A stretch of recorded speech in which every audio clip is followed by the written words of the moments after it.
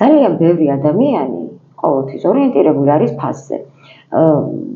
მე უკვე იმ ძირითად თემას დაუბრუნდეთ, რაზეც ახლა ჩვენ დღეს ერთმანეთს შევხვდით, მაგრამ ამას წინათ ნამდვილად ბაზარში ვიყავი და პამიდორი, ქართული პამიდორი ღირდა რაღაც 17 ლარი, სხვა პამიდორი ღირდა 10 ლარი, რაღაცა ღირდა 8 ლარი და 8 ლარიანი პამიდორს მოვკიდე ხელი და ამ კაცმა მითხრა, რომ შენ ის არა ხარო, რომ გამოენთები ხოლმეო და ამბობ შეიძინე ქართული შეიძინე. რატო არ შეიძინე ქართულიო და მოთხარი, მე იმხელა ფასი აქვს, ვერ შევიძინე და ჩემსავით არის საზოგადოების დიდი ნაწილი, რომლებიც არ მესმის კრიტიკა, არ მესმის, რომ გაჭირვების ფონია, გაჭირვებაა და ამიტომ ჩვენ იძულებული ვართ ფასზე გავაკეთოთ მეტი აქცენტი ვიდრე ხარისზე, მაგრამ კიდევ ერთხელ ვიმეორებ.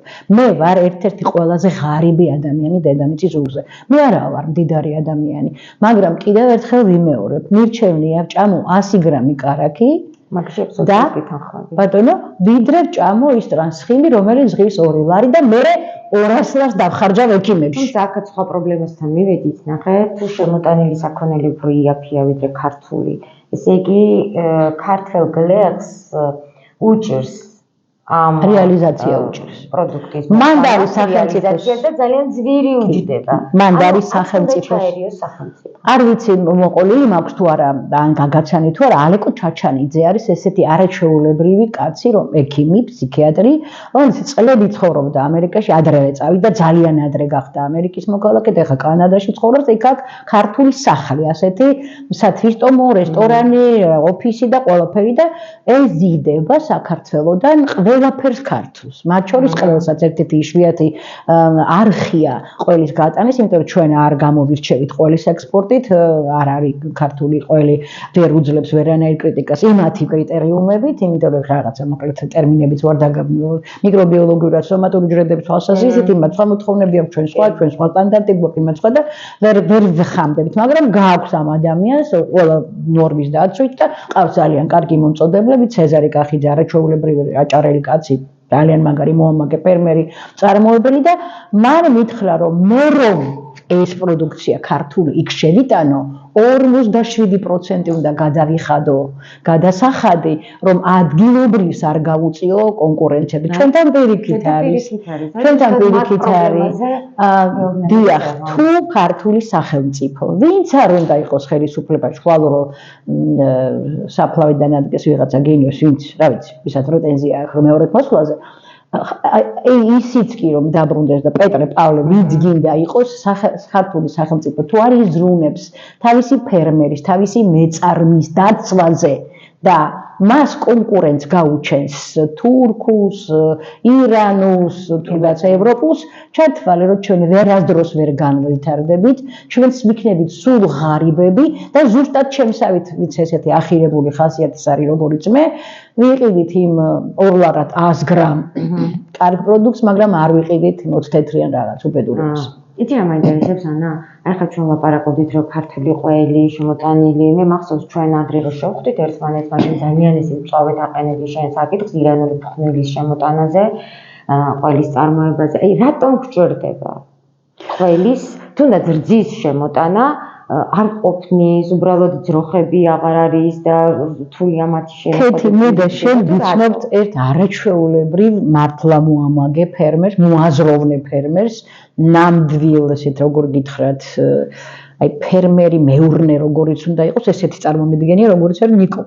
ნიკო ჩვენი ბენიანიძე ნიკო, რომელსაც აქ რამდენიმე ტიპის სასოფლო-სამეურნეო ბიზნესი, ეს არის მეღვინეობა, ეს არის თაფლი, ეს არის რასაკვირველია, მისი ძირითადი ხაზი არის ფერმერული საქმიანობა, საქონელი ყავს, მეწველი, მეხორცული და რასაკვირველია, ეხლა ხან ლოჭინში აუცილებლად წადიდა დაათვალიერე, ლოჭინში გააკეთა არაჩვეულებრივი საწარმო, მართალია მოდერნიზებული ტექნიკა და რაღაცა ჰაი კლასის ტექნიკა არ დგას, მაგრამ თავისი საწარმოში რაც ჰქონდა და მუშა მდგომარეობაში რაც იყო და ეფექტური, ყველაფერი გადაიტანა, მე იმედი მაქვს, რომ ძალიან ახლო მომავალში მას ექნება რაღაც ვარსკვლავური ისინი, რა ქვია, საწარმო ტექნიკაც, მაგრამ რაც აქვს, კარგი აქვს. და ნახეთ ნიკოსაც კი, რომელსაც აქვს ყავს თავისი ძროხა და 2 ტონამდე რძეს აწარმოებს და არხივოს კალოში შესანიშნავი ფერმა აქვს, ნიკოსაც კი უწევს წვეთწვეთობით მზის შემოტევ, მას დიდი ხანია ნიკო ბაზარზე არის მზის წარმოები და აქ ყველაფერი მაწონი, ნადუღი, ხაჭო, არაჟანი, თან ერთმანეთზე უკეთესია ყველაფერი მისი ეს პროდუქცია. ყველი, მერული, ყველი ხარხნის. არ ვამბობ სახელს, არ ვამბობ, ნამდვილად, ვიცი ძველი ჟურნალისტური ცოდვები მაქვს. მოკლედ ნახეთ როგორ რაღაც არის მასაც კი წვეთწვეთობით უწევს შეგროვება დანარჩენი, იმიტომ რომ მან უნდა იშოვოს ხარისხიანი და თავისი ხარისხიანი რძე არ გააფუჭოს და ახლა აპირებს 1000 სულამდე გაზარდოს ფერმა.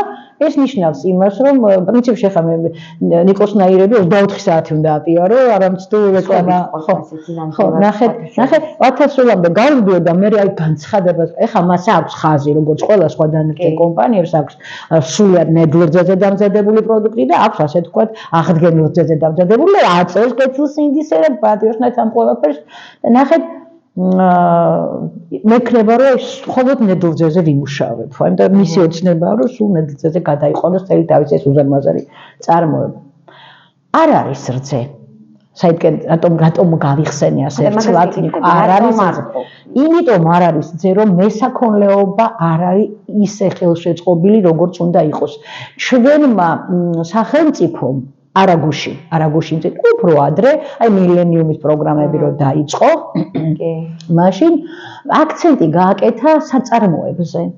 ანუ მეგრულად გააკეთა ესე ყურისარგან და აგერბატონო, უკუღმა დაიწყო, ჯერ საწარმოები ააშენებინა, მაგრამ ლოგიკას არის მოკლებული, რომ მე რო საწარმოს ვაშენებ, პირველი რაც უნდა ვიცოდე, გერმანელი რას აკეთებს, ბაღს რო აშენებ, ბაღი რო უნდა გააშენოს, ვაშლის ბაღი.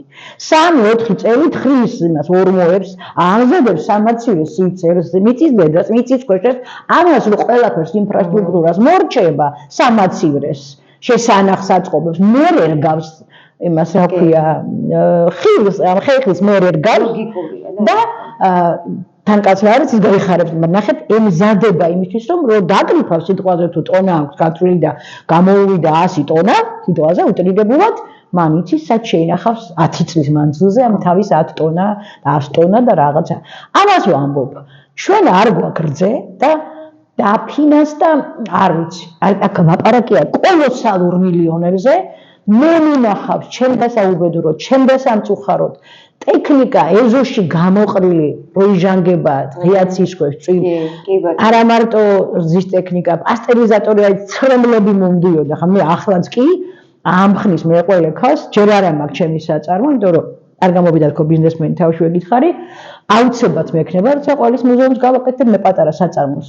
ისე არ წავალ ამ ქონა რომ არ დავტოვო კარგი სანიმუშო ნახევრად ინდუსტრიული ნახევრად საოჯახო საწარმო, ცრემლები მომდიოდა იქ პასტერიზატორებს ღიაცის ქვეშ განადგურებულს რომ ვხედავდი. არასწორად დაიგეგმა ყველის ამას თავისი ახსნა აქეთ, იმიტომ რომ შორს რო წავიდე მე ვარ შეთქმულების თეორიების მოყვარული, ძალიან მიყვარს ხოლმე რაღაცა კვებინებების ესეთი ეჭვიანი ტვინი მაქვს და როგორც ჩანს, მაინც ამას აქვს რაღაცა კორუფციული გარიგება, კარტელური გარიგება, ვიღაცას იმპორტის შემოაქვს, ვიღაცას უნდა რომ ის მხრივი შემოათრიოს, შემოიყოს ის ტრანსხიმები შემოიტანოს, ოღონდ ტრანსხიმსაც გააჩნია, რომ ქოქოსის ცხიმი რო შემოიტანოს და პალმის რაღა უჭირს, უძვირფასესი ცხიმებია, შემოაქვს რაღაც ლარიანი მარგარინი, რაღაც უბედურება და იმიტომაც არის რომ ამდენი კუსტარული საწარმო ამოაჩინეს. კი ბატონო და ეხლა სხვათა შორის ეს იყო 1-2 კვირის წინ შეხვედრა ლაშა ავალიანის ინიციირებით და ჯერ ხარია რომ ეს ბიჭი სამინისტროში სახელმწიფო მოხელე გახდა, იმიტომ წლები ის არასამთავრობოში იყო და ვეტერინარია პროფესიით. როცა ვეტერინარი მან იცის ასე თქვა ძირში იცის რძესთან დაკავშირებული და მესაქონლეობასთან დაკავშირებული პრობლემები და აი სპირის გაღებაც კი ამჭირდება, ხარ დამთავრებული არ მაგწინადადება უკვე იცის რა გჭირს და რა გვინდა.